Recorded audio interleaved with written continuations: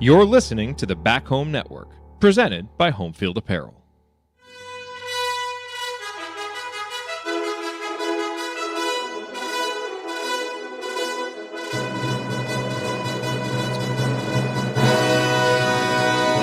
And welcome, Hoosier fans, to another disappointed episode of the Assembly Call, as tonight your Indiana Hoosiers fall 64-62 in Evanston to the Northwestern Wildcats. The loss drops Indiana to 18-8 on the season and 9-6 in Big Ten play. Northwestern now in sole possession of second place. And, look, obviously it's frustrating to lose a game like this.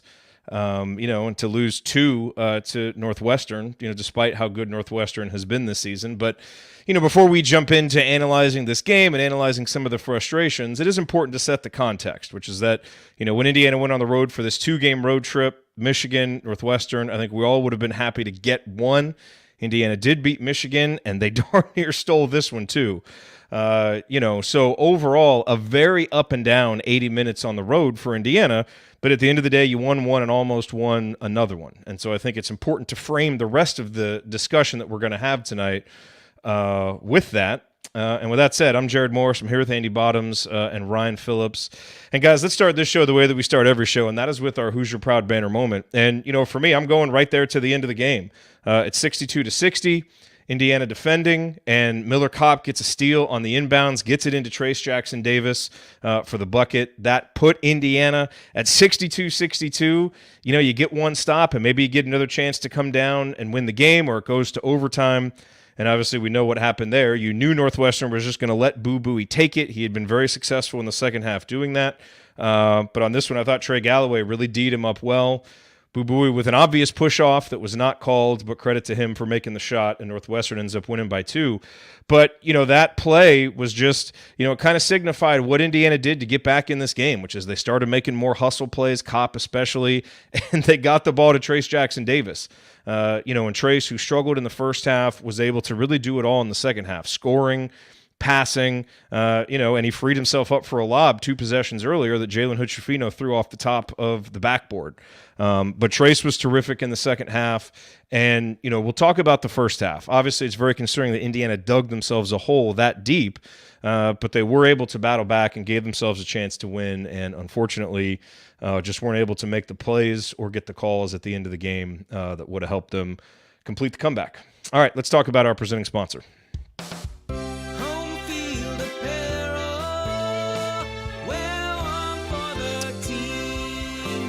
Yes, our banner moment, as always, brought to you by our friends at Homefield Apparel, now in their 6th season of sponsoring the Assembly Call, and their 2nd as the presenting sponsor for the Back Home Network. And Homefield Apparel, you guys know by now what they do. They go and they pull old logos and mascots and brand marks out of the dustbin of history for different colleges and universities and breathe new life into them. And they put them on really comfortable materials, whether it's T-shirts, whether it's crew necks, whether it's hoodies, and good Lord, now they're getting into hats and quarter zips.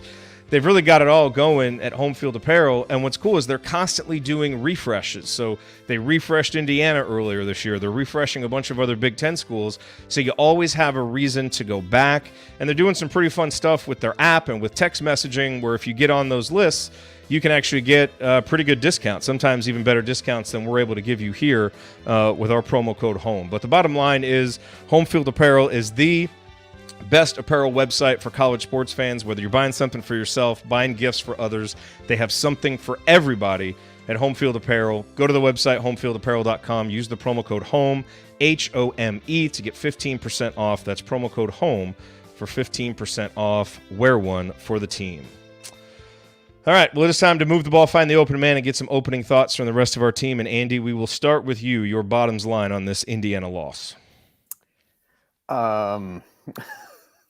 Hard to really know where to start, quite honestly. I mean, credit to the guys for really fighting back in the second half, but this was in a lot of ways a carbon copy of the first Northwestern game. IU came out, turned the ball over, let Northwestern get comfortable offensively, and then things really spiraled from that point and dug themselves a huge hole and played incredibly hard to, get back in the game and eventually tie it there at the end. I think they will lament a number of missed opportunities, even as well as they played offensively in the second half. There was a couple possessions down 5 that they One, they had a fast break. Another one, turned the ball over or didn't get a good shot. So even for the way that they were able to come back, I thought there were times that they, just didn't take good shots. The right guys weren't taking shots. And so I think they'll look back at that. Obviously, the other thing you look back at, it's easy to look at now, is the 2 technical fouls in the first half. One on the bench, one on Mike Woodson. I don't know. The challenge with the Woodson one is you touch the official, so that's pretty much like you're going to get rung up for that. Well, maybe the official should look at him when he's talking to him. Well, that's all he was asking for. Maybe the official should look at the guy traveling right before the play. They got the bench upset in the maybe the official should open their eyes generally. I don't know. Yeah.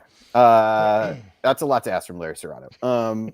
I think so. That's where it's easy to look back and say you gave him 4 points, and it was something we've seen that go against IU earlier this year, where Underwood got one and then nobody got called for a foul. Didn't get called for a foul forever. That is not how it worked out for IU. That did not really serve to motivate the team or really propel them back in the game in any way. And it ends up in a close game that those 4 points make a lot of difference that you gave up there. Probably fair to get a technical and give up 2 of them. Is there a way to not give up the other one? I don't really know. I just thought this game for IU was lost by the effort and the focus in the first half. The officials certainly did not help. There are a lot of, Trace gets walked out to the 3-point line with the guy's hand in his back and basically shoves him in the back to the point where he ends up touching the floor on multiple occasions, and it just doesn't matter. But at the same time, IU was able to make adjustments in the second half in the way that they were using Trace and the post passing that they had in the second half. Like, could that have happened earlier? Race Thompson was out for a long time in the first half. I didn't really understand why. He was a guy who was getting open off the ball, and maybe there was something that could have helped stem the tide there. So obviously, based on that rambling opening, for me, a lot of different ways to go with how this game played out. And like I said, in the end, it looks a whole lot like the first game against Northwestern. Ryan, what would you like to rant about this evening? Sorry, I'm just answering people who want me to yell about the officials. I will say I've watched the replay a couple times. That was an incredibly obvious push off. Gets worse every time. If you're going to make a call at the end of a game, that's the one you make, quite frankly. But with the way this game was called, the officials were never going to call that. They were intimidated by the crowd. They let Northwestern hammer Trace Jackson Davis all game. There were a number of times Robbie Hummel was like, yeah, that's a foul. I don't know why I don't know what he has to do to get a call. And Boo Buie look, I don't blame Boo Buie. That's a natural motion when you're trying to get room for a shot. I don't blame him, but I blame the officials for not calling it. He fully reached out and shoved Trey Galloway away from him. Galloway was in perfect position. But that's not why Indiana lost this game. That play, if you distill it down to that last couple minutes, that play is the thing that did it. But here's the lesson for Indiana from this one. Don't get down 21 points. Don't score whatever it was, 20 points in the first half. Make your adjustments sooner. And the adjustments were pretty obvious. It was, I know Mike Woodson loves to run his offense, throwing it to Trace Jackson Davis on the block and let him work. But if they're coming with an aggressive double team on a good defensive team that isn't going to make mistakes, it's going to be impossible to score out of that double team, no matter how good your All-American is. He might make that cross-court pass every once in a while, and you might get something out of it. He might be able to shovel to the other post guy if somebody's late on it. But Northwestern's a very disciplined defensive team. So where did things start to change? When they put Trace Jackson Davis in the middle of the defense. Makes him harder to trap. It's kind of a, wait, who's trapping? Who are we? What? And it puts the defense on its heels and let him attack from there. Turn him into a playmaker instead of the straight post up. And if you don't got it, well, kick it all the way across the floor. A couple times, Trace had bad passes on that. There's one he threw to Miller Kopp. Miller Kopp had nobody within 20 feet of him, and it went out of bounds because Miller Kopp had to jump so high he couldn't get it. Miller Kopp's 4 inches taller. That's a wide open 3, but he's not. So I just think that those adjustments were obvious to everybody watching the game, and they didn't come until the second half. And by that point, I don't care how good you are, how great your effort is in the second half, you're walking the thinnest of tightropes to come back. And look, IU walked that tightrope for most of the game and brought it back and had a chance to win. That is on them. I appreciate the effort. I appreciate the adjustments.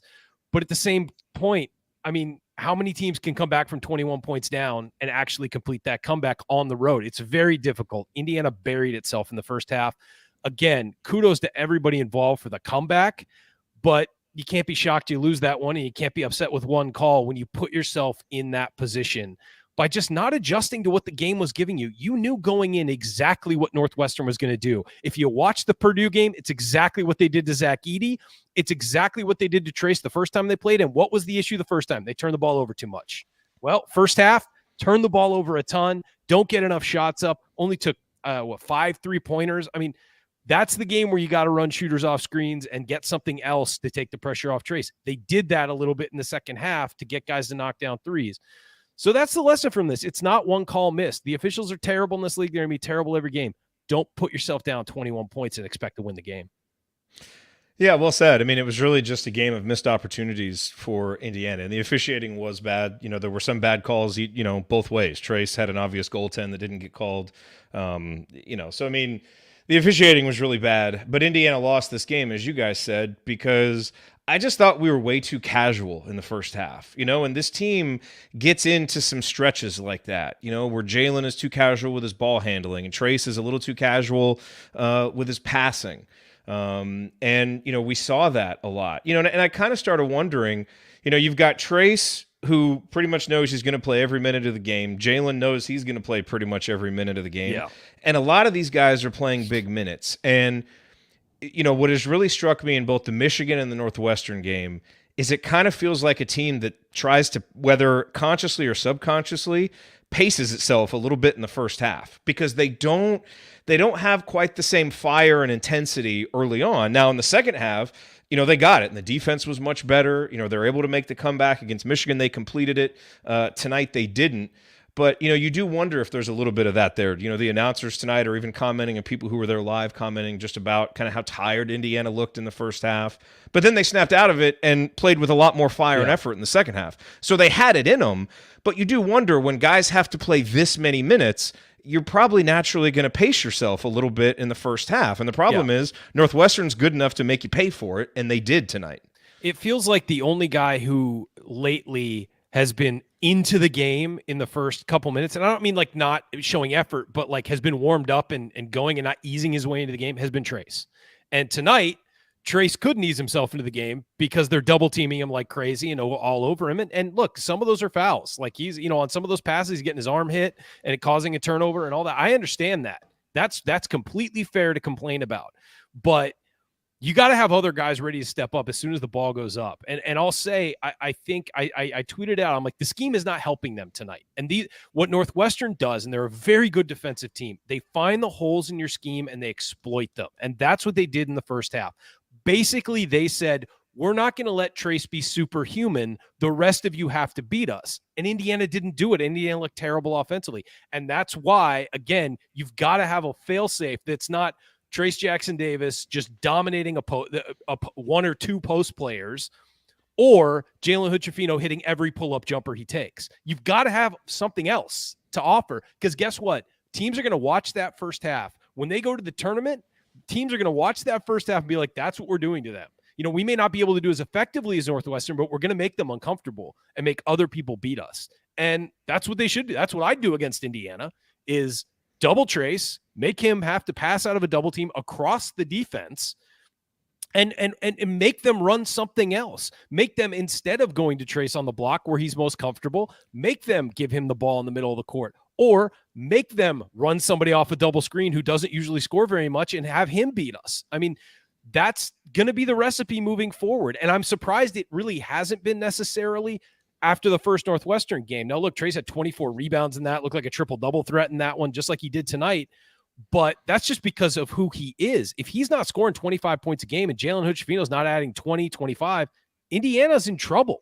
I mean, that's the way it feels right now. It's on those two guys to carry the team. When Xavier Johnson comes back, maybe you get a little more of that. But the other guys have to step up, and they've got to be put in a position to succeed. And I don't think they always are. Yeah, you know, and Andy, I really thought coming into this game, we knew with the way that Northwestern defended that Indiana was going to need to get some wing scoring. You know, we always need Jalen to get going, but we needed it from the supporting guys. To me, I thought if we could get at least 15 to 20 points from Miller Kopp, Trey Galloway, and Tamar Bates, that would put us in a good position. We lost by 2. Those guys combined for 10. You know, Miller had an uncharacteristic shooting night, made the big one in the second half. but, missed a couple in the first half, hit one off the backboard, had several opportunities where it looked like his teammates and the guys on the bench were actually frustrated that he didn't shoot the ball. And then, Tamar struggled again just to get anything going. And I thought Trey Galloway played really well tonight, I thought, and he gives you 7 points, and you can live with Trey Galloway's offensive output, given the defensive, challenge that he had. He was able to get 7 points, 6 boards, 3 assists. Trey did his part. Indiana needed more from Miller and Tamar tonight from a scoring perspective. And so not getting that really made this, just a much tougher needle to thread for Indiana from an offensive perspective. Yeah, you're absolutely right. I just thought, I thought Kopp was pretty reticent to shoot after a while and ran himself into some tougher shots by not taking a 3-pointer and trying to attack a closeout and then attempting to take a runner going toward the hoop. I think both his 2-point shots were essentially the same scenario where you could make an argument he could have shot or take a 1-dribble pull up or something that's a better Trace shot. Was visibly frustrated with him on the one. Yeah. And so that I think was a struggle. Certainly the crowd was giving it to him, to say the least, as far as that goes. I just thought Tamar continues to struggle on the road. Just did not – the first 3 takes it pretty early in the shot clock. It was halfway down. The other shot he took was – I think that was the one Robbie Hummel basically said, this better go in or whatever. It was just not a good shot. Just wasn't in the flow of the offense at all. And really the way that Northwestern was playing, unless you were the guy opposite where you could throw a skip pass to him, you weren't really going to get super clean looks from 3. Now, maybe that's a place you should have put Tamar. Who's to say? But he really continues to struggle in any kind of rhythm on the road. And then I think played so poorly that Woodson basically was afraid to go back to the bench in the second half. And then somehow these guys, to your point, are summoning the energy to make the comeback. But my goodness, I mean, if this game goes to overtime, I'm not sure what's left in the tank for a lot of these guys. But I probably would have liked to find out, I guess, as opposed to the result that it was. But yeah, it just, second straight game where you survive against Michigan when those two guys are doing the bulk of the scoring. And Race Thompson had a great game, was the beneficiary of the attention that they were given to Trace. Pretty much all of his baskets, save for, I think there was a ball they got him in transition where he got fouled and made 2 free throws in the first half, were all the result of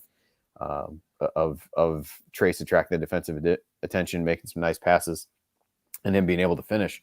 So I thought that was a positive sign from him, particularly after being out. But yeah, to your point, the wing scoring was rough at best. And those guys also had some struggles on the defensive end, not necessarily to keep guys in front of them, but also just communication continues to be an issue with some of the backcourt players and being able to get out on shooters and where they need to be. And Kopp, quite honestly, has to shoot because he's a guy who's going to get attacked defensively. Multiple times Northwestern, wanted to get Bowie against him by running screens. And there was one where it was far enough out on the floor that he and Galloway would kind of keep switching back before they could do anything. Yeah. But that was really the exception. And, for him, he's going to be a guy who's attacked defensively. You've got to find ways to get him shots, and he's got to be confident to take the shots as well. That doesn't mean he didn't contribute at all in the game. I thought he actually did a decent job on Audige in some stretches, especially in the second half. And obviously the steal at the end that tied it. It wasn't a case where he wasn't contributing at all, but it was definitely any game like this on the road. You need somebody to give you an unexpected lift. And I feel like this team's looking around for who that is and just not really able to find it more often than not on the road. Yeah, let me say this about Miller. Obviously the chants from the fans we're not cool with. We're not cool when Indiana's fans do that to opponents. I think get more creative with your chants, please. Say something about Miller Kopp's TikTok. Say something about his TikTok. Chant pencil neck or something. That's funny. Be creative. And that goes for Indiana's fans too. Don't say that to Zach Edey either. That's just it's stupid. But let me say this about Kopp. He missed those first 2 shots early, and I think he kind of allowed himself to kind of get carried. I thought defensively the effort was there all night. He just was outmatched by Chase Audige. And here's the thing. In a normal circumstance, Xavier Johnson is on Boo Buie, Galloway is on Audige, and Miller Kopp doesn't have to take that assignment. If you're healthy. And so that's not an ideal matchup for him. Indiana's going to keep running into not ideal matchups for him until they're fully healthy, if that happens this year. But I will say that Kopp made some plays for other people. He made some passes that were really nice. He had some hockey assists. He I thought defensively he had some good rebounds in the second half, certainly clearing things out. He hit that big shot late. He had one that, I mean, it was online. It was the angle he was taking it from, and it hit the backboard. And I think he kind of got a little cold after that, and I don't think he should have. I think he should have kept shooting. You're right. I think that 2 times he did shoot when he didn't shoot when he should have. And then there was another one he got where he was wide open, but he caught it. It was a bad pass from Trace. I mean, it was way too high, and he didn't pull it down to the right spot, and the closeout was there by that time, and he passed it up. And I think that was one of the ones where the bench was like, why didn't you shoot that? And he was out of rhythm, off balance. He was not going to shoot that. I do think there were 2 he should have pulled the trigger on, but they were hard closeouts. But I think at some point Miller Kopp needs to be able to shoot against the closeout in a situation like that. Indiana only hit 3 threes and still came back and tied it. You hit 5, you win that game. I mean, you've got to get when you hit 4. Yeah. Well, no, but I mean, 5, you feel like it's we only lost by 2. Yeah. Well, and you could say the technical fouls and all that too, but no, I do think that Indiana needs to be able to find shooters more often because they can shoot it. Trey Galloway made one, and that was the only one he shot, I think. Didn't he make his only shot? How do you not find him again? He missed. He took one? another one. Okay. Yeah, that was a corner one I think he missed on. That's right. Yeah, he did. Play. So, but I mean, 50%, and I know he's not a high volume guy, but find him, and so Indiana is, if you get down, you have to be able to hit threes to change momentum, and they just don't do that. It's not part of what they do, and I think it needs to be. And I think it's something that we need to harp on over the last part of the last stretch of the season, because Indiana's got a very difficult schedule coming up. They need to be able to do that. We need to harp on it. Should we talk about it more? No, I mean every show. I mean the fan base. Because there are people who are like, well, they're winning without hitting threes, and I'm like, yeah, for now. Like it's Yeah. I mean, look. They were able to beat Michigan with only shooting 6 threes. And I had somebody telling me, like, see, they don't need to do it. And I'm like, what happens on a night? Yeah, I mean, there's 2 discussions. Like, one, the offense has gotten much better this year. It has. No arguments there. It's a top 20 offense. The question is, how much better could it be? Yes. And do you need more ways to win? And I think that answer is emphatically yes. Look, man, when Trace and Jalen are going, they're terrific. And sometimes having 2 NBA level players going is all you need to win a college basketball game. But that's not going to happen every game. And trying to put that kind of pressure on Jalen isn't smart. It's not fair to them. Especially when you have guys who have demonstrated that they can make shots. So that's all we're saying. And I think tonight was a perfect example of it. Let's be real. There are going to be games coming up with how many minutes those 2 guys are playing where they get worn down. It's going to happen, guys. And so you need we just saw one. Yeah. And so I'll also say, one last thing I'll say is, in that winning 8 of 9, what Mike Woodson's done with the team has been outstanding. And I know a lot of people think I hate Mike Woodson. That is not the case. I think he's done a very good job with the team. That doesn't mean I don't still think there are things that could be better with the offensive system. I think the defense is fantastic. In general, the defense rarely fails Indiana. There are stretches where they don't play well. They get caught up, whatever. That's momentum of a game. I think the defense in general is excellent. The offensive scheme has its holes, though. And in the first half, Northwestern exposed those holes, and other teams are going to exploit them. It's on Indiana to figure out how to get around that and how to plug those holes and plug those gaps. And that has to happen over the next few weeks. Yep. All right, ladies and gentlemen, coming up here as we continue our breakdown of Indiana's 2-point loss to Northwestern, we'll point out tonight's meaningful moments you might have missed, and then we'll go inside the numbers to highlight the most important statistical notes from the game. You're listening to the Assembly Call. Stick with us.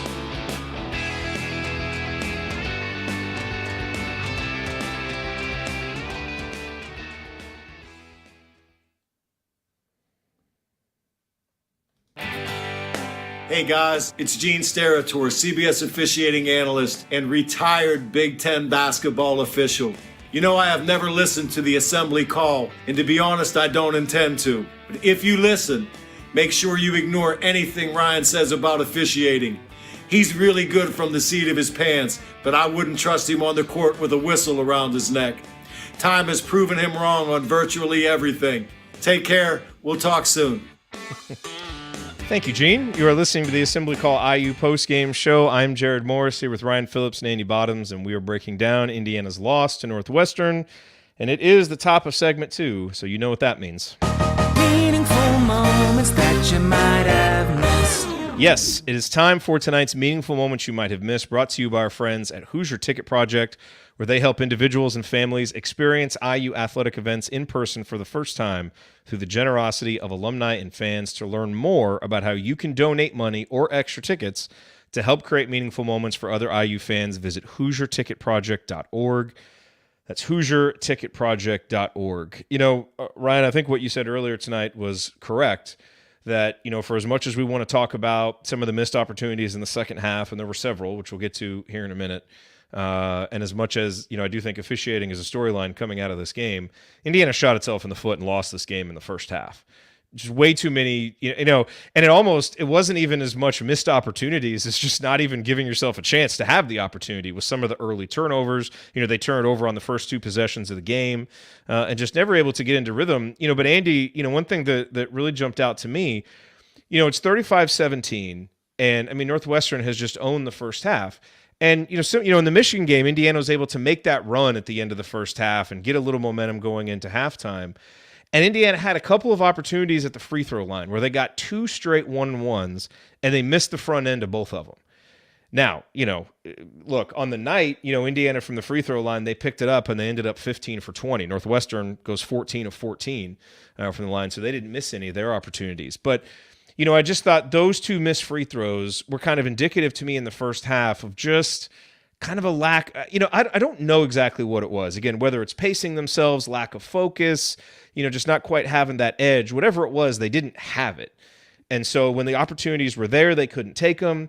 And, at times they weren't even giving themselves a chance because of miscommunications on defense or the turnovers. So was there anything else for you that kind of jumped out from the first half, as being especially egregious, or was it just one of those things where it was kind of the whole half was just bad, so there aren't any particular moments that stand out? Yeah, it definitely was. I had earmarked those missed front ends as well, just as a way. Northwestern didn't really play that well toward the end of the first half. It was really, and they said this, probably felt like they should have been up by 25. They finally start calling some fouls at the end of the first half. You missed the front end twice. TJD had a miss. I think eventually somebody went 1 of 2 from the line. Puchafino airballed a wide open 3. And just, that was that part of the game. The turnovers, it's funny, if you look back, they had 5 of the 6 in the first half within the first basically 9 minutes and change. And they only had 1 over the remainder of it. So they settled down with that, but they really struggled to get into any kind of rhythm offensively. And I think, the turnovers on the first 2 possessions are like, you got to be kidding me. As you go out, and it kind of felt like that set the stage for this to be feel like a repeat of the first game. But yeah, I thought the free throws were big. It was a chance to see the ball go through the basket when you were really struggling to score offensively.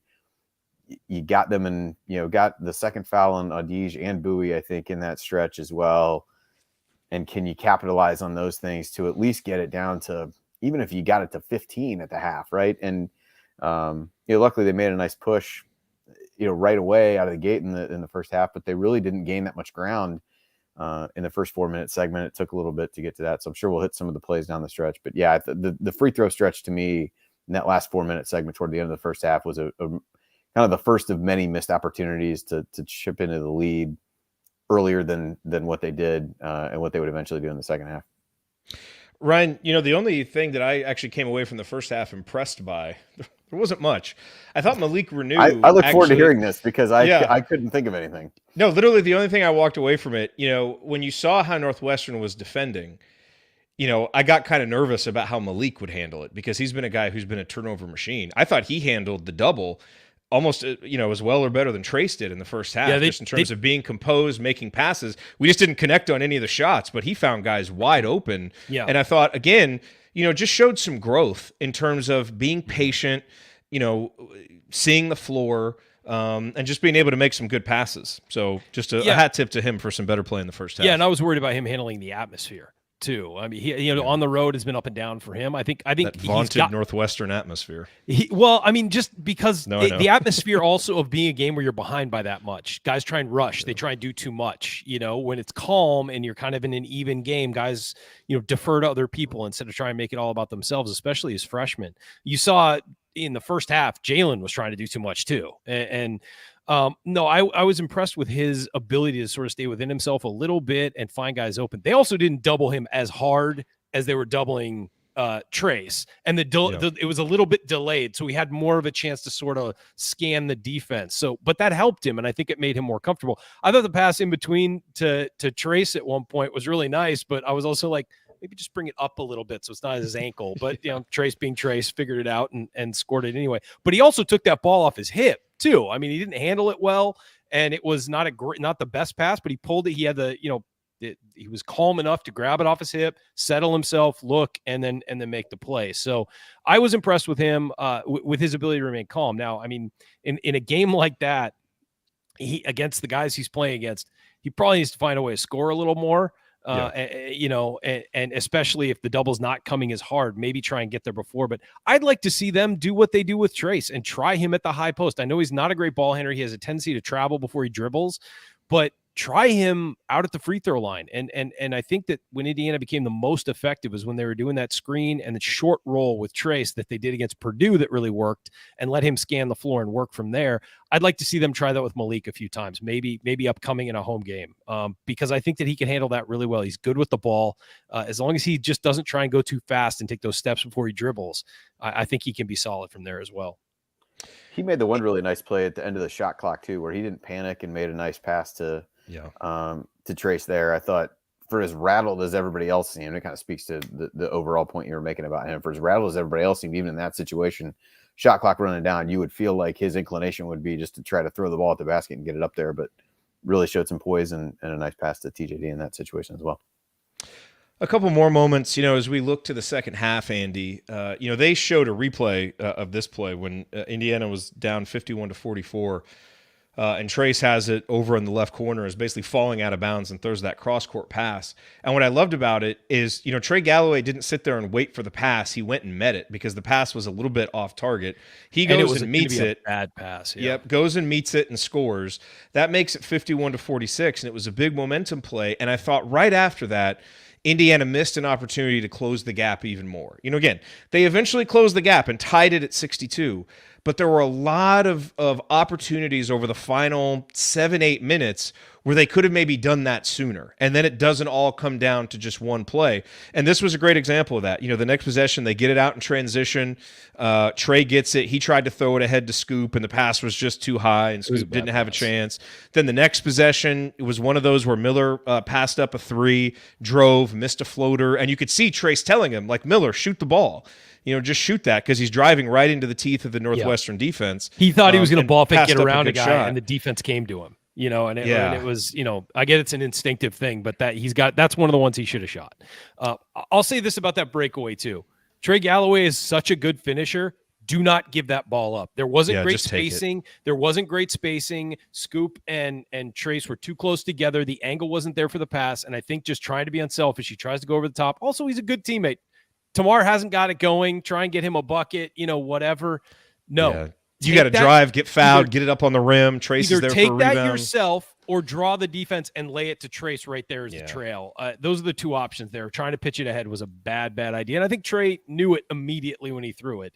And then, Tamar hustled, tried to get it back in bounds, went right to Northwestern the other way. And that's just the kind of mistake in that situation. It's like, okay, you made a mistake, but it's those little mistakes stack up over time. Another one was, Race got the ball in the post, double came, and he tried to do a quick pass to Trace, who was slightly open, but Audige was diving right down and stole the ball. And it's Audige did that a couple times down the stretch. There was one that Trace tried to go to Race on as well, and they had really started to key in on that, where if you make the skip pass then at that point that they were trying to take away after you hit a couple threes, you maybe get a better shot in some of those scenarios. And and then you got the Hutchifino lob that almost went over the backboard. I don't know there at the end. I mean, he had him too. He had him. It was wide open. He had him beat. That should be an automatic for those guys right now. I don't know if Jalen tried to pull the pass back or what, but that thing almost went over. You're right. I don't know, man. They were playing with that different. They were playing with that different basketball. And I say that only to say we had some shots that uncharacteristically, like Jalen airballed that shot. Miller hits the side of the backboard. There were Miller's some passes. First two were so I kind of wonder if that messed with him a little bit. It's not an excuse because you should get that ball and practice with it. But there were just some weird things coming out of their hands tonight. If that lob is off by half a foot, you're like, maybe it's the ball. That was. He was trying to throw an alley-oop to the guy in the fourth row. It was, I don't know. I don't really know how to explain it. That was about as off target of an alley-oop as I've ever seen. I'll tell you the other one, Andy. It's 58-51. And coming off of that stretch that Ryan just talked about, Trace had that great block on Boo Boo. We would go the other way. Race turns it over. They end up hitting a shot. It's 58-51. So we took a timeout. And Trace basically just took over out of the timeout. He scores at the end of the shot clock. Then Jalen found him, scored again. And just to give credit to Trace, who, again, this feels like the type of game that he really would have struggled to get in the flow as a freshman, sophomore, junior. And this year, he's just, he's absorbing the frustration and just going out and producing anyway. And so for him to just stick with the game and end up being able to score 23 points and do what he was able to do offensively was really impressive. And coming out of that timeout, and Robbie Hummel even mentioned it, it's like he's basically putting this team on his back. It's what he's been doing all season long. And shoot, the other thing that really stood out to me after that possession where it was 56-51 and Race turned it over, Trace is down in a stance playing all-out defense on the perimeter, a guy who's played 40 minutes, and that's where, you didn't see that from him in the first half. So is this a guy who's kind of pacing himself, waiting for the end of the game? But I just thought that leadership by example, where it's like, we have got to get us. Now, we didn't. They ended up, getting a bucket in the lane. But I just thought it's one of those things that we're seeing from him, more vocal, calling guys over, being more demonstrative with his body language, playing defense like that. These are some of the things that he's doing this year that we haven't seen from him before. And he, again, did everything down the stretch to try and deliver a win, just didn't have enough other guys able to make plays on offense to complete it. But it certainly wasn't for him, for his lack of trying and successful ability to get it done, really. So anyway, there were a lot of moments in there. Pick out whichever one you want to discuss. Yeah, I think he had 9. Well, might have been trying to kind of look back now. I think he had 11 of IU's last 13, maybe. Yeah. Something like that. Sounds who about had right. who had the other one? It was Hood Shafino hit that kind of floater. Race had 2 free throws in there kind of late too. So yeah, yeah, and they started to give Trace the ball out on the floor a little bit more. As they did. And I think he was just more, Hummel kind of basically talked about he was going into that spin almost immediately before the double could get there. And it wasn't that he didn't make good passes out of the double at times. He ended up with 8 assists. He had more than half of IU's assists on the game.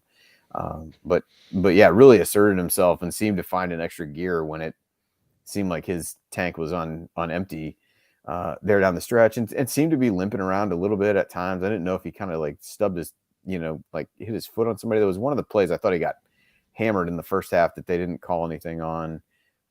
He kind of came up gimpy from that, but it didn't seem like a back injury. I don't know if he like rolled his ankle or something. I couldn't tell what it was, but he, just at times would kind of hobble around a little bit and then wear and tear, man, go back out like nothing happened and keep playing. But I think that's your biggest concern going forward is like, what is the sum total of all these minutes taking on him?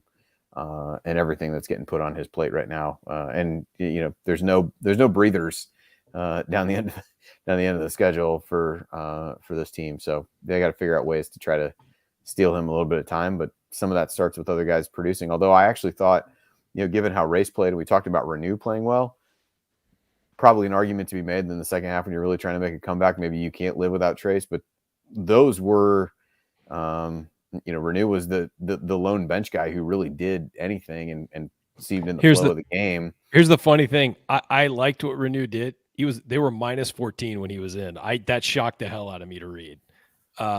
He was in for that stretch in the first half because Race sat for a really, really long time. Which I didn't get. I thought Race was playing some I didn't understand because he played relatively well. He and TJD have good chemistry on some of those high-low plays. And TJD finds him. Yeah, you know? throw in the fact that the guy's coming off of a leg injury and maybe sitting on the bench for that period of time. I wonder if it was a minutes thing with him, and they were trying to save him for the second half. Be. It's the I only thought thing that makes sense, really. I thought there was a stretch in the second half he played really well, and he sat down and came back, and I didn't think he was the same after that. And I do think with a leg injury and the other injury that happened, I don't know if they've announced it, but with the other, I won't be the one to announce it. But he kind of had something wrong with him against Michigan. He's okay now, it seems, to play. It was game time decision because of it, but maybe it is a minutes restriction, but also, letting a guy cool off is never a good idea with any kind of injury. If you're not warm, that's why you see guys on bikes during games and in other, at other times, just to keep warm and keep going. So I don't know. I thought Reyes had his best game since he came back from the injury. I thought that what he was doing really well was being a complimentary piece. He wasn't trying to go one-on-one with people very often or anything like that. He was just waiting for the opportunities to come to him and finishing them off. He was also 5 of 6 from the line, made some key free throws, and was really good at being an outlet for TJD, and that's how he scored most of his points. Guys, let's talk numbers here. A few that jump out to me, Andy. Once again, Indiana wins the free throw battle. They make 15. Northwestern only shoots 14. Indiana has really reversed that trend. It was a bad trend there for a while where Indiana was really putting teams at the line, and we were winning games, but we were at a massive disadvantage free throw wise. And now I think this is the third or fourth straight game where we've done that, and shooting 75% from the line, you'll take that. And so I thought Indiana Northwestern shot a good 100%, by the way. Well, they did, but we still made more than they did. So that's the thing. Yeah. So that's on the good side. And obviously the field goal percentage, Indiana was able, what did we shoot in the second half? We ended up shooting 67% from the field in the second half, and held, Northwestern ends up shooting much worse than that for the game. But the big one that stands out like a sore thumb is turnovers. Again, Northwestern forces 13. We're only able to force 4. When you look at, kind of the defensive disruption stats, Indiana has 2 blocks and 1 steal. And when Indiana's, playing better defense, it's more blocks, they're getting more steals. And a big part of that was just, the first half was just pretty casual defense. And they just weren't able to do enough in the second half. Those numbers stood out to me. What else stood out to you? How about this? I didn't realize they shot this many. 8 of 33 from 3 for Northwestern. Yeah, they only took 24 twos. Yeah, that's insane. They were 3. A lot of those were good looks too. We got kind of lucky that they 3 of 15 in the second half for them. I will say we kept them off free throw line in the second half. They only had 2 free throws. The turnover stat, I agree, Jared, stood out to me. But Indiana also out rebounded them. Was it 36 to 25? I mean, just crushed them on the boards. And it didn't seem like that early. It seemed like Northwestern was getting a lot of, they didn't really get a lot of offensive rebounds, but it seemed like on some key plays, they got offensive rebounds to extend plays. But they only had 5, and Indiana did a good job. But again, we do it every game, but we highlighted only 11 threes shot, only made 3. I'm sorry. I just feel like you've got to make more threes if you want to win games on the road, especially at home when Trace is going to, go off and your role players are going to play better. You can score from wherever, but I feel like on the road, especially when you get down, you got to make more than 3 threes to win a game. Thank you, Andy. Andy, over to you. I'm sorry. I thought you said me.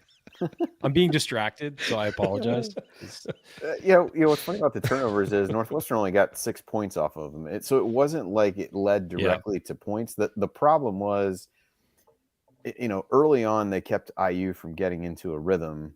And in the second half, when they turned the ball over 7 times, they scored 42 points in the second half, and that was with turning the ball over 7 times. Like, you were cooking offensively in the second half, and you just gave away 7 trips where, you score on 2 of those, you win the game.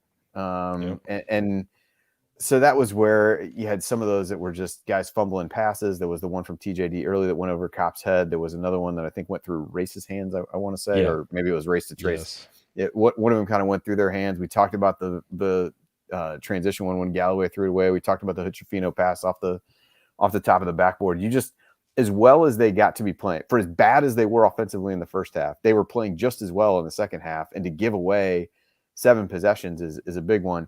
The other thing, you look at fast break points just as a means to discuss the tempo of the game. Against a team like Northwestern, the way they want to defend, I thought the first half was really played at the pace that Northwestern wanted. Yep. IU struggled to really do much in the half court. They weren't able to get TJD the ball where he could score. And in that middle stretch of the second half, they were gassed. IU was gassed and was just like limping to the under 8 timeout. But if they hadn't called a timeout earlier, I would have called one there. But they only had 2 left, though. Yeah, they used 2 in the first half. Yeah, there was a stretch there where it was really up and down. Northwestern was taking some bad shots. You got Audi's trying to, play the hero and make some crazy shots. And IU got the ball in transition and at least got them in some scramble situations. There was one, I thought Kopp was going to shoot a 3, but one of the bigger guys on Northwestern was closing out on him. And so they ended up kind of pulling the ball out. But it was in the midst of that run where it was like, man, if you can get a good shot in this, in the run of play here, how do you, just get a little bit more momentum? I thought that was when they played well. I just think it speaks to the tempo that most of the game was played at that really isn't one where IU wants it to be and is one that's going to make it tough for IU given the way that Northwestern defends. What's really funny about this matchup is on paper, it's a really good matchup for Indiana. And Michigan was a terrible matchup for Indiana on paper, solely on paper. The difference is Northwestern sticks to its system, plays exceptionally hard, and is very disciplined defensively, which is the exact opposite of Michigan. And so a really disciplined team that is not a good matchup for Indiana has given Indiana fits, whereas the very athletic team that you would think would be the one to really make Indiana struggle was not. And so I think that's really interesting about these 2 games, these back-to-back games, is they played 2 completely different styles of team. Now, both have been close games, and both Indiana has trailed and come back in. It's just interesting that it seems like Northwestern gave Indiana way more trouble than Michigan. And ironically, Michigan's the only team Northwestern can't beat. It's true. And you understand why, though, looking at them on paper, you're like, well, they got lottery picks and they got all these athletic, tall guys. And Northwestern doesn't have much size. They've got these guards who are playmakers, but an athletic guy can stick with them. I think if you have Xavier Johnson in both of these games against Northwestern, I think you win. A healthy Xavier Johnson, like fully healthy. I think you win both of them because it helps you defensively, helps your offense offensively, and gives you another weapon on the floor who can score and can get in the, the one thing that I thought was missing from tonight's game was Trey Galloway attacking the middle of the floor and using his floater. I think he got one, but I don't know if it went in. I don't remember. I don't think so. I think that was the first half, and I don't think it went in. Yeah, I don't think it went in. And I think that's something that could expose them as somebody getting into the middle of that defense when the double team can't come, even one of the guards. And, that's not what Jalen tends to do. He had one late, but he tends to take 2 dribbles off of that screen and pull up from about 17 feet. That's more his game. He's not really a get into the teeth of the defense and float it in over them. He goes off the glass if he's going to get in that deep. So that's something I think could have exploited it. And Xavier's really good at doing that. So I think that's how you beat them, is you attack the middle of the floor with whether Trace or a guard or something and get things moving that way. And they just didn't have that tonight. And so I think that again, another missed opportunity to attack from that direction. The only other number that I want to point out is in the second half, Northwestern only had 1 player who made more than 1 bucket, and that was Boo Buie. He went 5 for 8 from the field. Chase Audige was 1 for 9. Robbie Barron 1 for 5. As a team, they went 10 for 30. And really, I just want to give Boo Buie credit. I thought he was terrific in the second half. Every time they needed a bucket, they would basically just clear out. And even against good defense, he found a way to score. Now, obviously, he pushed off there at the end. We can call that veteran savvy or whatever you want to call it. But I thought tonight, look, Jalen some of those shots he made, aside from the last one, some of those shots he made were just very tough. I mean, he just made them. That's what I mean. Decent defense, just better offense. He's a senior point guard that made plays down the stretch. And he was able to outplay. And I thought Jalen did a lot of good things in the second half. Boo Buie was just a little bit better. But unfortunately, the way that the formula works for Indiana, they need Jalen to go win games like that, like he did against Michigan.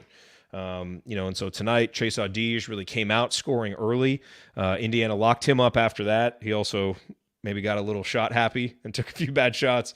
But Buie was there at the end when Northwestern needed it. And that's why having good experienced senior guards is so helpful, and Indiana is missing its senior guard. I agree. I think this is another game where Xavier Johnson's absence really stands out for Indiana, but credit to Northwestern because those 2 guards have been such a big part of the reason why they're winning, and it was again tonight. Well, especially against the ball pressure that they have, to really have another guy who is comfortable with the ball in his hands to allow you to give rest. I mean, realistically, the reason Jalen Hood-Schifino didn't go out is because I don't think anybody wants to imagine what this game would look like in a stretch with those guys pressuring the ball and him not being on the floor. Yeah. And that's not a knock on Galloway, but I think being able to have him and Galloway on the floor for most of the game was a must tonight. And the result of that means he can't sit down at all and logs into their game with huge minutes. So if nothing else, just missing a guy who can give some of those minutes as a competent ball handler, let alone what X brings on the defensive end. Andy, just keep talking. I love it when Ryan has something to say. He can't hold it in. I'm just going to jump at some point. It's not worth it. It's too late here. I can't. No, I want to say this to everybody. Bowie and Audige, both seniors, finally. It seems like they've both been there for 20 years. The one problem is they both have a COVID year if they want to take it. So we might have to face them again. But my God, I really hope we don't. They always just kill IU, both of them. They have, man. Credit to Northwestern. They've now won, 4 out of the last 5 against Indiana. Northwestern's the new Rutgers, in a sense. They've just really had Indiana's number. Did again tonight. Last Indiana loses by 1 at home, 2 tonight. So both games close. Indiana almost scrambles back, but just unable to make the play. So, and by the way, Northwestern, Jalen almost made that half quarter at the end. He did.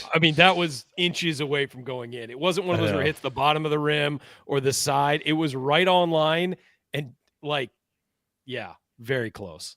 Mm-hmm. Yes, it was. All right, Andy, do you want to do a final thought now, or do you want to do it on the other side of our break? I can just do it now. It's been a long week. I'm glad my wife is home she was taking care of her mother-in-law who had knee replacement. So I managed to keep both kids in school, alive, fed, everything for kids alive. House didn't burn down. The better part of 5+ days, and all good. I am truly exhausted. Done. I would not even really consider myself a single parent in that window, but for people who are single parents, I have no idea how you do it. And your kids are older too. Yeah. They're very well behaved. They have a lot more activities to get to and things like that. But anyway, so I'm calling it a night. I might be on doing the work tomorrow night, depending upon Kathy's status. So, it's one of those where you like the effort in the second half and love that this team didn't give up and fought till the very end.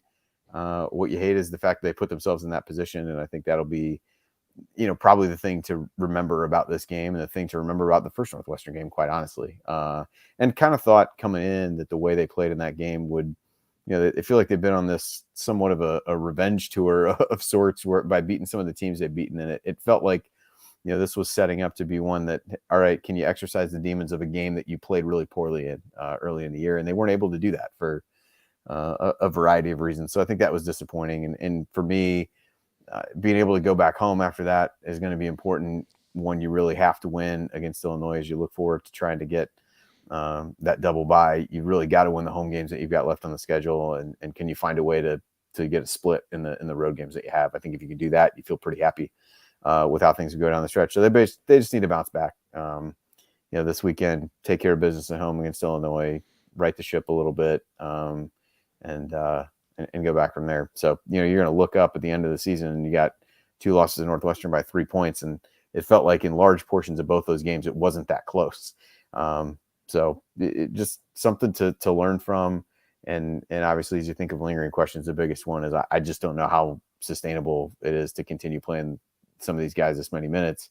But the reality is other guys are being given a chance in some regard. I think we can argue whether they're being whether running stuff for them is a way to give them a better chance to be successful, but you're just not having enough other guys step up right now. It doesn't have to be the same guy every game, but living on can our 2 best players outscore or come close to outscoring the other team is a pretty dangerous proposition as you move forward. So got to figure out something with that. Maybe a home game is something that gets Tamar going and gives him a chance to carry it on the road, but definitely got to get those guys some help at some point. It just can't be sustainable what they're doing right now. And it's admirable what they've done and how the team has played. And definitely a case of when you look back at this last stretch of basketball, trying not to, jerk the wheel too much in one direction as you take a loss and don't play very well. in doing it. So that's the other thing trying to keep in mind. And perhaps this run of play would suggest that it is sustainable to play that way, but I just don't know that in the long term that's really the case. So we'll see how it pans out. But like this team's chances to bounce back on Saturday, to refocus a little bit, good home crowd, and noon start that Ryan is really excited about, I'm sure. So look forward to that one and get back on track from there, hopefully. Awesome. Thanks for joining us, Andy. As he said, he may be on Doing the Work tomorrow night after IU plays Michigan. We will not be having Assembly Call Radio. Again, women are playing. We're going to put the focus on them. So listen to Doing the Work after that game. Thanks, Andy. All right. See you guys. All righty. Coming up here on the Assembly Call, we're going to hand out our Game Balls and Hoosier Hustle Award. We'll discuss a few lingering questions, and then we will look ahead to what Indiana has coming up on Saturday against Illinois. That is next here on the Assembly Call. Stick with us.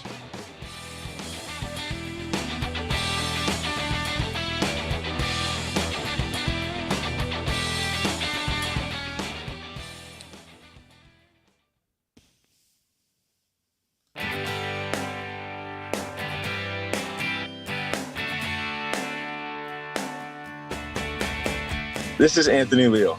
What's the only thing better than being a hometown Hoosier? Having a friendly place to hang out online after IU games, no matter where in the world you may be. So join Jared, Andy, Ryan, and Coach right here after every IU basketball game. That's right, Anthony. Thank you. You are listening to the Assembly Call IU postgame show. You can catch us live immediately following every IU basketball game, no matter how early it starts, no matter how late it ends. You can catch us at our website, assemblycall.com. Make sure that you sign up for our free IU Hoops newsletter.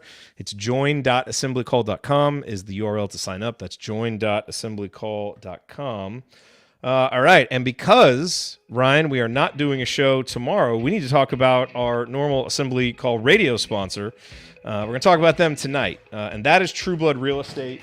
You've seen their signs at Assembly Hall. They are a new sponsor for our show, a new sponsor for Indiana. Jim Trueblood, who founded True Blood Real Estate, a longtime friend of mine, a guy I went to middle school with. And he's been helping people in Indiana buy and sell properties since 2006. And starting this season, as I said, True Blood Real Estate, the exclusive and official real estate partner of IU Athletics, with a team of talented agents to serve you in Bloomington and throughout Indiana. If you are looking to buy or sell real estate in Indiana, you need to experience the True Blood advantage. Go to truebloodre.com to learn more. That's truebloodre.com, and tell them the Assembly Call sent you. All righty. Well, Ryan, it is time for our game balls, and our game balls brought to you by our friends at Bloom Environmental, where Allie and James and the crew help folks in southern and south central Indiana maintain healthy air quality in their home or business. You can learn more at bloomenviro.com, and when you mention this ad, you get 23% off all of their testing services, 23 in honor of TJD. Let's talk more about TJD because he's the clear game ball winner. What else is there to say about this young man that has just been phenomenal all season long? Well, I want to read off his first half stats when they really weren't doing a lot to help him out with that double team. He had 5 points on 3 shots. He only got 3 shots up in the first half. 6 rebounds, 2 assists, 2 turnovers, and 1 block. Second half, 18 points, 6 rebounds, 2 turnovers, 1 block in 20 minutes. Played the whole second half. Plus 17 in the second half for TJD. I know, flawed stat, whatever. But, I mean, it was pretty obvious. He was the guy for Indiana. And Indiana as a team, plus 17 in the second half. Funny how that works when the guy plays all 20 minutes. Yeah. And you know, when he's at his best, Indiana is largely unstoppable. So they need to put him in position to be at his best at all times. 23 points, 10 rebounds, 8 assists. He did have 4 turnovers, but a lot of those were because of the double team and just not, you know, being able to adjust to it right, not be having great outlets and not having guys moving as much. Played 39 minutes as well, -2, which was the final difference in the game. I don't know what more you could say about him. The numbers, the points weren't as high as we've seen from him in the past. He had 18 the first time against Northwestern. He clearly struggles against that defense a little bit, but he got it going enough in the second half. He found ways to make it happen. 7-11 from the field, 9 of 11 from the free throw line. You can't have a problem with that. The only question is, why didn't he have 15 shots? And that's the defense. I mean, it's all Northwestern's defense. They game plan to take his shots away.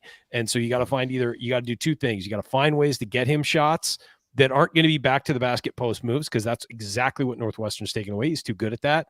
they're going to take that away. So you got to find him other ways to get him the ball in places he can do damage, or you got to get other guys to start hitting shots. And you saw it as soon as they hit a couple threes in a row.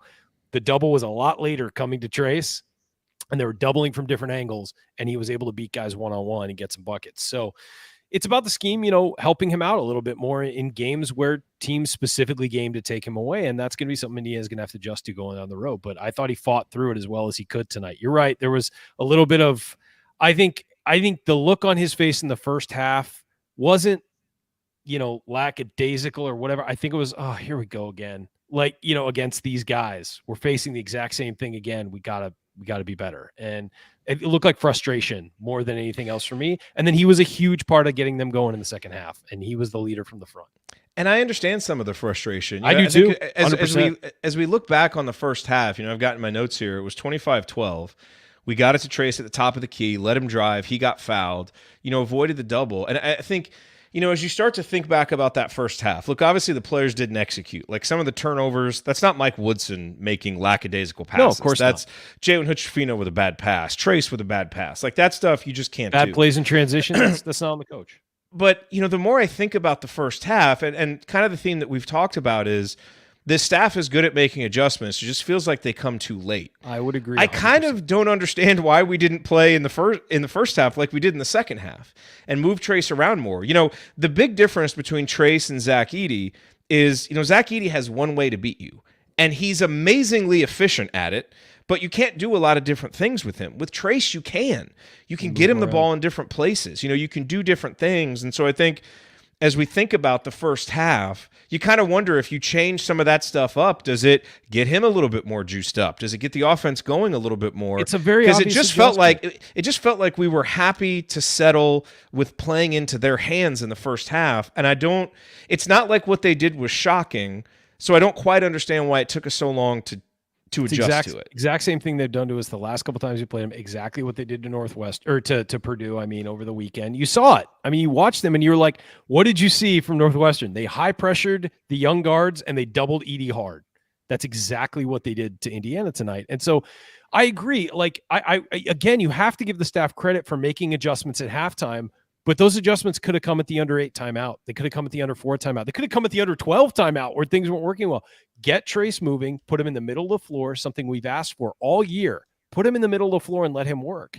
And maybe it doesn't work. Maybe that doesn't work in the first half too. But at least you're trying something different. They ran some pick and roll a little bit after the first stretch where they weren't doing so well. But then they kind of went back to the straight post-ups. And that's it. You're playing right. I tweeted out, you're playing right into their hands by throwing it straight into the post and having Trace basically turn towards the basket right into a double team. And the only option is to go over their hands across the court. Now that's open, but it's not an easy pass because you're having to go over a tall guy straight to a corner. And by the way, they've got a guy kind of ducking down, trying to play center field to try and steal that pass if you don't throw it perfectly. So I just think the adjustment needs to come earlier. Again, credit to the coaching staff for making the adjustments late. I thought he drew up some good stuff in the second half. I thought that the second half of the second half, when they slowed down, they again started attacking them a little bit differently, started making some adjustments, but it just came way too late. And that they need to be proactive with that stuff. Also, some people are upset about Indiana getting those technicals.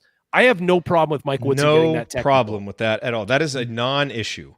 And the technical from the bench, all they did, you could see it. All they did was yell that they missed a travel that was very obvious. It was obvious from me watching on television from that angle, and on the floor, it had to be very obvious. Not only did he travel going into his jump stop, he dragged his pivot foot again, and they screamed about it, got a tech, and Woodson was absolutely right to basically say, hey, look, you missed a call. Don't be mad at us for correcting you on a bad call. Yeah. And yeah, he touched the official because the guy turned his back on him and would not listen to him talking, which is disrespectful. And he should have listened to him. You already called the technical. You need to let the coach vent a little bit. Any other coach gets the benefit of the doubt there.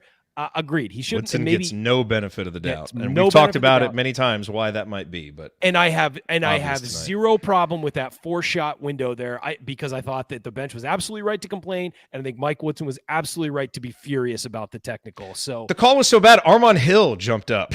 Armand Hill doesn't show much emotion on the bench. He got up and was yelling. So no, obviously in a 2-point game, you can look back on it and say, ooh, well, without those. It was early in the game. Plus, you're kind of trying to spark your team. Yeah, You know, I think what was the There's score nothing else at that going point? on. Yeah, Yeah. I don't I mean, remember Indiana what it was not but- playing well. It was 21-12. And the first possession after that, we forced a shot clock violation. Now, they, of course, ended up going on a big run after that. No, I have no issue because the officiating for the first 10 minutes was terrible. You had to make some kind of point. You know, and unfortunately, just Indiana has been behind the 8 ball. We've talked about the reasons why. I think Woody has brought some of this on himself. So, you know, but you call it technical, the guy should at least listen to him, you know, instead of just walking away. I mean, the whole situation was very frustrating, but I am not looking on that with any regret or thinking that, you know, cost Indiana the game at all. I think at that point you had to do something, and they did it, and, you know, whatever. That was just a very frustrating portion of the game. That is 15 game balls now for Trace Jackson Davis, which actually seems somehow like not enough. It feels like he has more. You gotta remember he was the injured game balls for are much more spread around month. early in the season. Yeah. Now for the past month, it's kind of like the Big Ten Player of the Week. It's just Trace. Okay, there's our game ball. Let's talk now about the Hoosier Hustle Award.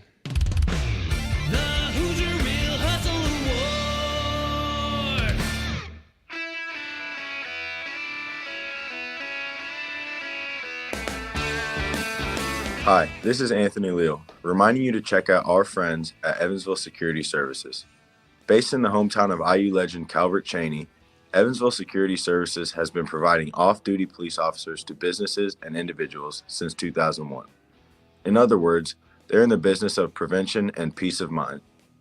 And remember, prevention cannot be measured. To learn more about how Evansville Security Services can help you preserve your peace of mind by preventing bad outcomes, visit evansvillesecurityservices.com. That's evansvillesecurityservices.com. Thank you, Anthony. Much appreciated. Hoosier Hustle Award time. Ryan, who gets your Hustle Award tonight? You got to go to me first. This is a tough one. Well, you're the only other one here. Let me see. Hold on. Well, you could have given it to yourself. Okay, fine. I'll go. I know who I'm picking. Okay, go ahead. All right, I'm giving it to Trey Galloway. I thought Trey played. I thought Trey played really good defense all night long. You know, again, Trace plays 39 minutes. Jalen Hitchafino plays 40. Trey Galloway 37 minutes. I mean, didn't get much rest. And what I really liked from Trey tonight, Trace did not have his typical rebounding game. He only had 10. Which is only as 10. Much as only 10. And I thought Trey really stepped up on the glass, getting 6 rebounds, which was nice. But I just thought, again, you can kind of always default to Trey as a hustle guy, but I just thought he made a lot of big plays for Indiana. There were several, he didn't get, blocks and steals, but he had several deflections that just kind of took Northwestern out of what they were trying to do. He would kind of stunt at a guy a couple times and act like he was going to go for the steal, and that got him out a little bit. So it was just little Trey Galloway stuff all night long. And yeah, he made some mistakes in transition and some of those things, but I thought in a game where I didn't think it was really 40 minutes of the kind of all-out effort that you want from Indiana. They really, again, kind of paced themselves into the second half. I thought Trey was at least giving it for most of his time out there. Yeah, he was on my list for that. I'm looking at stats. I do think this is the plus minus from this game is wacky. Stop looking at plus minus. I know, it's just funny. Stop looking at it. Stop talking about it. Like Race was only a -1 in the first half, and everybody else is like -19, -17. But now, I like what Trey did. Boo Boo, he did get 21, and Trey was guarding him for most of the night. But I thought it wasn't an effort thing. I thought that the guy just made tough shots. Made him. Yeah, he just made tough shots repeatedly, and he put him into those tough situations. So I'm good with giving it to Trey. The 6 rebounds, 3 assists, only 1 turnover. But yeah, he played 37 minutes. Is tough. I would give it to Jalen. I just thought I thought Jalen's first half was not good on either end. Really, I thought he made some mistakes defensively. Obviously, offensively, he was trying to force some things, probably because Indiana wasn't doing a whole lot. So I think he was 3 of 10 from the field. I thought a lot of his pull-ups were forced. But I think Trey was out there, and the reason I'm considering Jalen is he played 40 minutes. But I do think that Trey is the guy you got to give it to here. Also a sort of head nod to Race Thompson, who I thought played really well in his 25 minutes. Probably, I would say he played really well for about 18 of that 25 or 19 of that 25. I just think he struggled when he came back at the end. Interesting thing is the starters were on the floor for the last 8 minutes and 12 seconds of the game. No substitutions after that at all. So That's unusual to say the least. But I mean, Woody has the guys he trusts, man. But who are you going to Sticks go with with? him. Yeah, I mean, Jordan Geronimo only played 4 minutes, which Yeah. was very strange. But Tamar, In a game like this though, where you're so worried about turnovers and that kind of ball pressure, it's not really a great game for Jordan. No, it's not at all. It's just odd that they didn't even try and steal minutes with him. Like, they played 8 guys, and Tamar Bates had 17 minutes. Jordan Geronimo had 4, and Malik Renew had 11, and you only got 3 points out of your bench. Like, that was all starters all night. And so it was on the starters when they fell behind, and it was on the starters when they came back. There was no spark from anywhere. It was just, coming off the bench to change momentum or anything like that. It was just those starters had a bad first half and a good second half. And I'll toss in an honorable mention for Miller Kopp too, who I thought in the second half played his butt off defensively and just had a couple of those Miller Kopp plays that he always seems to have in the last 10 minutes of a game. He dove, he shot faked and lost the ball, but then dove to save the possession and ended up with Trace free throws, his steal there toward the end. He made some good plays down the stretch. So, but Trey Galloway gets it. That's his 6th. He leads Indiana. Let's talk lingering questions. Andy's lingering question was very fair, probably the number one question coming out of this game. How sustainable is this? Because, playing in the Big Ten against teams of this caliber, like Indiana's good and they can make comebacks, but you can't pace yourself for 20 minutes and then come out and just expect to win it in the second half.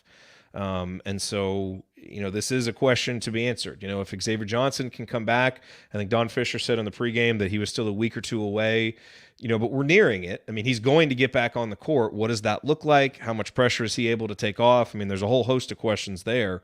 But I think we are all rightly worried about, what's going to happen. I mean, Trace has been playing at such a high level. If he's not superhuman, we're not winning some of these games. Yeah, exactly. And so, it's easy to know, Woody after the last game said, look, I had back surgery. I came back and I played 40 minutes a game after that. He's a young kid. He'll have plenty of time to rest. He is right about that, but he's also not a machine. You're asking a lot on both ends from Trace. So, it's something to monitor. I mean, I think right now with the formula this team has, they kind of have to play this way. So I get it, when every win is so important. But what is this going to look like here in March? So that is a lingering question. The other one I want to talk about, because we're not going to have any answers here and nothing's going to change with it. I'll say this too. Let me just comment on that. The Woodson statement about I played 40 minutes. Like, we're not back in the day, Mike. They play more games now. They travel more. It's not the same. And I hate when guys do that. Like, I love what Woodson's done with his team. I'll reiterate it again, but I hate that mentality. It's like, you know what? You put too much on these guys, they're going to break eventually. And I don't mean like their spirit. I mean, like, physically, they're going to break. We saw it at times last year. Race Thompson played too many minutes last year, and you saw it at the end of the season. What happened to him? He fell off a cliff. Trace struggled for a while and got a second wind and was good. But these guys, you cannot run them down forever and expect peak performance. You've seen at the end of a couple of these games, Trace Jackson Davis having no legs from the free throw line. A couple times it's happened over the last month. Now, they've won those games. They've tended to win those games. But you can see it wear guys down. And so I don't think you can just say, he can play 40 minutes, he'll be fine.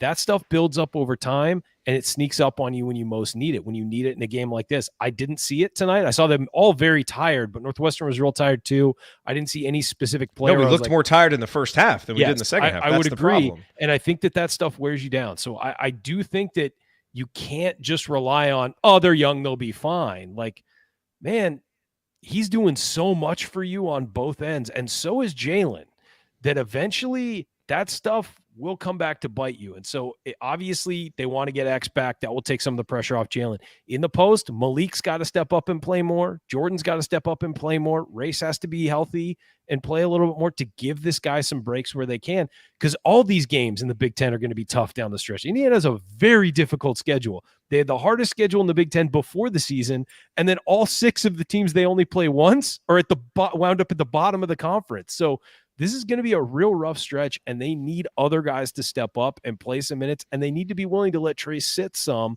especially if they get up, say, 10 in the first half or something like that. Give him 5 minutes here or there. Try and get him healthy. Try and get him, rested, and it'll happen at some point, I think. But that definitely needs to be a mentality moving forward, is to find spots for him to rest. He did get 1 minute off tonight, and it was like, oh, he got a rest. Good for him. 37 seconds.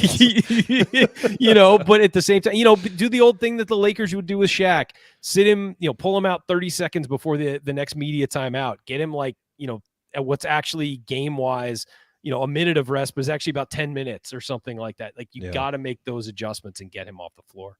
Yeah, and Malik, I think, is playing better to be able to anchor things for a few minutes, and maybe you play a little differently and go small with shooters around him and, just try and do something different. I agree. I will say, though, it is good that Mike Woodson has that story to draw on, because he can certainly speak with authority when he's telling a guy to play that many minutes. And so it is a double-edged sword. I agree with you. I think you got to be careful putting this much on a guy, but knowing that your coach did it, is at least helpful if you're going through that. The lingering question that I want to discuss, though, and again, we don't have time tonight to solve it, but, I think we all believe in Tamar Bates' talent, and we've seen his shooting ability, and his shooting numbers are still good, but boy, he has really struggled, now, ever since the Michigan State game. He hasn't been in double figures since then. He's had a lot of 0-point games. He really seems out of sync offensively, where he looks like a guy who knows he's expected to score, tries to get in there to do it, but just takes shots that are kind of outside of the flow of the offense, and doesn't really seem to get a lot of shots in the flow of the offense now. And so, we've talked about, hey, is this the kind of guy that you would want to run stuff for when he comes in? We agree that it is. It doesn't seem like that's happening. And so I guess my question is, how long do you let Tamar play 17 minutes and score 0 points when that is the number one thing he's giving you? And at some point, do you say, well, shoot, let's let Caleb take some of those minutes, and at least he'll get rebounds and get some hustle points. I don't think you put CJ in there yet. I don't think he's, proven enough that he's quite ready, especially with his shot. Yeah. But that's what I mean. You've got to get production out of that spot. And right now, Tamar's not giving you production. Now, I think given his shooting percentages, I think if you can find more ways to get him shots in the flow of the offense, to me, that's the best path forward. But if you're not going to do that and he's going to continue to struggle, it seems like at some point you might need to do something else with those minutes, because this has been an extended slump for him now. So I don't have the answer here. That's why I think it's a lingering question. But, that's 17 minutes where you get 0 points out of a guy who's supposed to score and you lose by 2. These margins are small in Big Ten play.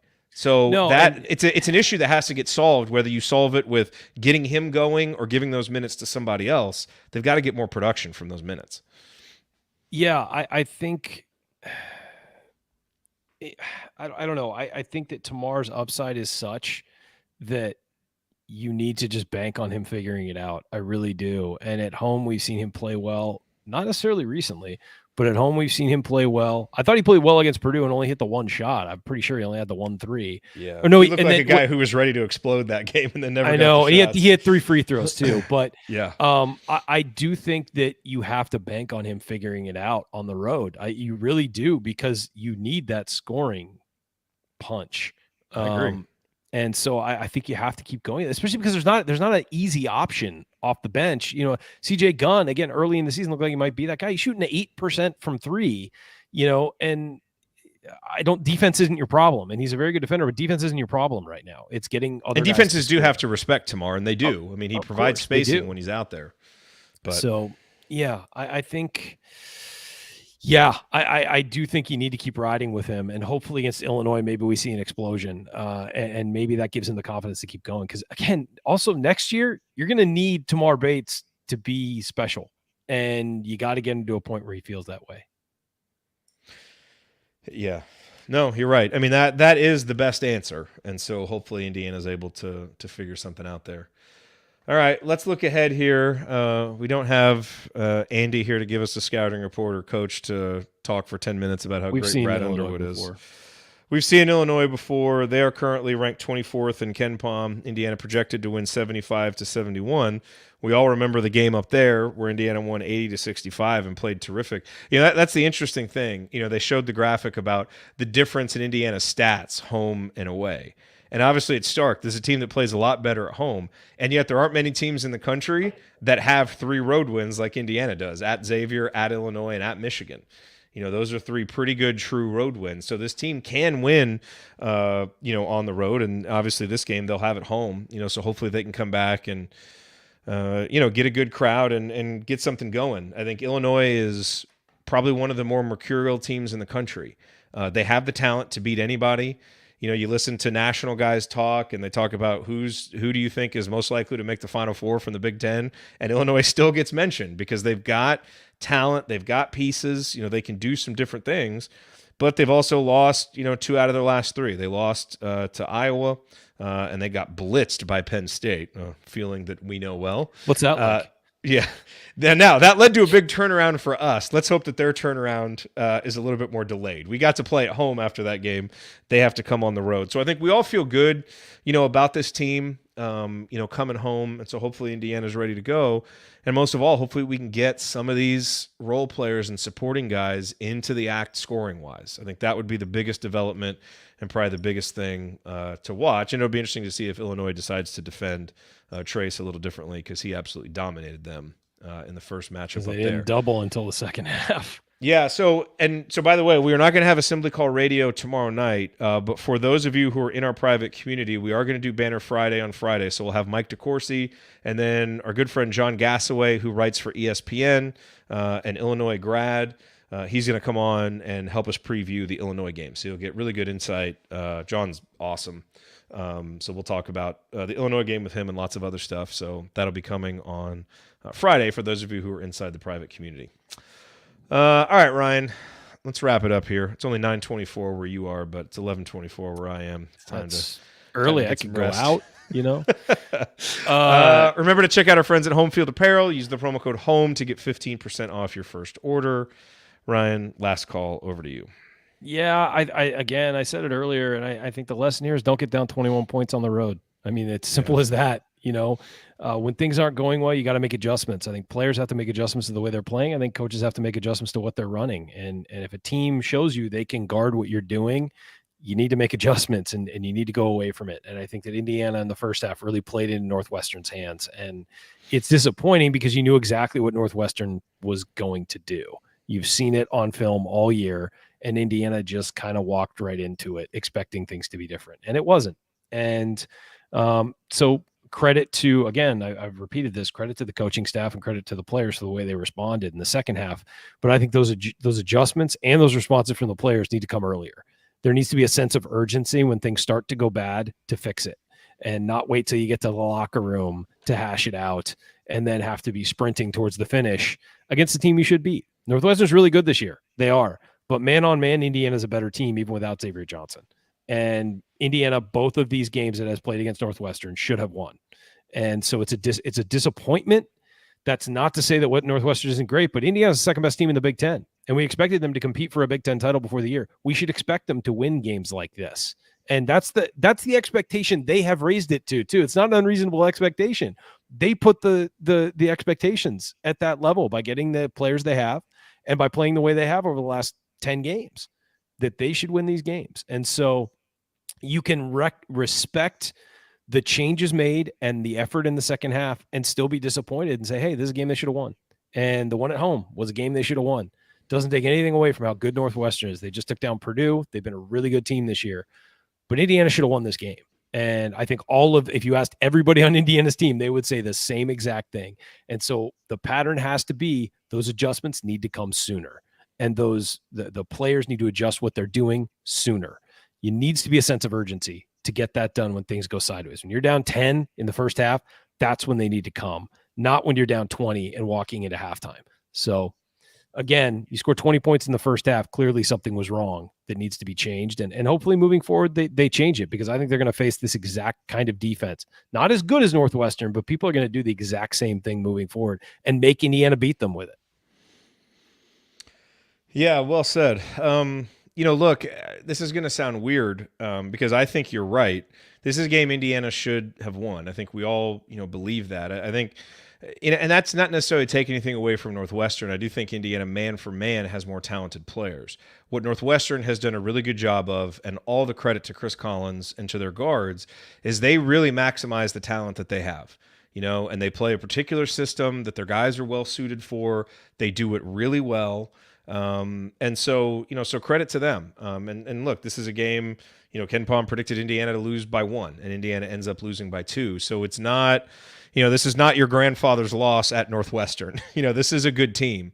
And I think to a certain extent, what I was going to say is these are actually, when we do lose, this is what the losses should feel like, where there's a lot of warts and it's, there's a lot of stuff to break down, but ultimately you were competitive until the end on the road against a good team. And I think the problem that we had earlier in the season is the losses didn't feel like that. Rutgers blew us out. Arizona blew us out. Kansas blew us out. Penn State blew us out. Where we're basically not even competitive. And so, I think when you look in totality at what Indiana did on the road over these last 2 games, I think it's perfectly fair to walk away from it feeling, okay, boy, that was a missed opportunity to get 2 of them. But I think overall this team improved their road play. They got down, they were able to come back, they stole 1 of them, they lost this one. But that's kind of what a good Big Ten team does, is you play a couple road games, you're competitive in both, and you win 1. And so perfectly fair to be disappointed in the result of this particular game. But I think the worry that some of us have had is, oh man, we're going to have one of those bad losses. It's going to send us into a tailspin because we've seen it too often in the last 5 or 6 years. And that's not what happened. This team rebounded from the Maryland loss to win those 2 big games at home, to come back and steal 1 at Michigan, and then you lose this one. All right, I think we all would have taken 3 out of 4 in this stretch. So, this is just kind of one, let's put this one away. We've had our chance to talk about it, and now let's look forward to Illinois, because I don't think there's anything that happened tonight that makes me feel any less confident in our ability to come out, rebound at home, play well against Illinois, and then we got to go right back out on the road and try to steal 1 there at Michigan State and at Purdue. It will be a very emotional game at Michigan State, by the way. Yes, it will. Yes, it will. Absolutely. So, look, a rough night for Indiana. Hopefully we're able to get some other guys to step up. That's obviously the biggest development that can happen over these next few weeks, and hopefully we're able to reintegrate Xavier back. But disappointing result for Indiana. Disappointed in how they played in the first half. Proud of how they battled back. But most importantly, they went on the road twice and got 1. And so now they got to come home, get back on the winning track and get prepared to go back out on the road again for the last time and be able to steal 1. So that's going to do it for us on this edition of the Assembly Call. If you want to see us do the show live and be part of the live chat, make sure that you subscribe to our YouTube channel, youtube.com/assemblycall, and don't forget to go to join.assemblycall.com to join our free email newsletter. Special thank you to Bob Thompson for the music you hear on the show, and special thank you to John Ringer of rigdesign.com for designing our logo, and thank you for listening. We will be back to talk IU hoops again with you on Saturday after the Illinois game. Until then. Take it from me, Robert Johnson. Keep your elbows in and your eyes on the rim. And go Hoosiers. All right, I got to get out of here, folks. Thank you. Thank you. Thanks for coming out. Here I come, Mrs. Stansoni. Somewhere, coach is chasing Mrs. Tonsoni. No, it seems like it's a down night at the Tonsoni household tonight. maybe a little muted response instead. Just honey, not tonight. Maybe. All right. Well, let's beat Illinois. Feel better about this. Let's get to 10 wins. Everything's fine. Beat Illinois. Everything is fine. Everything is fine. I mean, look, if you lose this, it's fine right now, honestly. If you lose this by 2 and it's an even game throughout, you feel different about it. But it feels like a missed opportunity. It's what it is. Like lose a close game. Kind of say, I would say that about the losses this year, other than the Penn State loss, it feels like, well, Rutgers, I think the first time, I think they got smoked. It was closer. I think that was closer than the score. Or that was the Rutgers game? The first Rutgers game was not closer than the score. I mean, the score was closer than it really was. Yes. But I would say Iowa, missed opportunity. Both Northwestern games felt like missed opportunities. I mean, it's just getting over that hump, man. And the thing was, they had plenty of time to win this game too. It wasn't like they raced it and tied, and got it to 2 or inside 5 with 30 seconds left. Like, they had the opportunities for a while to make it closer and just kept fumbling it out. And I think some of that's fatigue. I think some of that's just execution, but they had chances, man. And they did not take advantage of them. So we'll see, man. We'll see where this goes. I mean, early games are always kind of dicey, but I think they should beat Illinois. I think Illinois is going to double trace from the jump this time, because they didn't the first time and he just annihilated them. But it's gonna be on. But our guys shoot better at home. Let's hope they're warm for a noon tip. I can knock down some shots. I think Trey Galloway is gonna be big in that game. Yep. So. Yep. Let's come back, get a win. Yep. Need to do it. All right, y'all. We will see you guys inside the community. Someone asked if the private community is like OnlyFans. That's not really something we've explored. Far less nudity. We clearly do have the talent in our group between me and Coach Adranya and Coach Tonsoni to make it OnlyFans style. So if you guys are willing to pay for that kind of content, we may start creating it. By talent, so something to think about. What are you referring to? I mean, just how we would. Yeah, you know what? Potentially... Stop. Let's end this right now. We haven't done AC After Dark for a while. Yeah, veering into AC After Dark, and it's not after an AC radio. We'll save this for then, but we're gonna revisit this, Morris. Okay. Our OnlyFans strategy. Yes. Yeah. Take requests. We can put a lot of interesting stuff behind the paywall, Ryan. A lot of interesting stuff. X's and O's type stuff.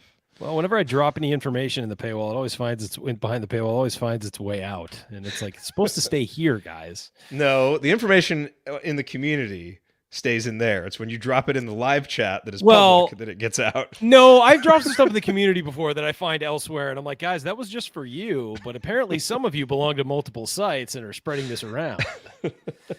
So bad. No more inside information. All right, y'all. All right. Have guys. a good one. Yep. We'll see y'all.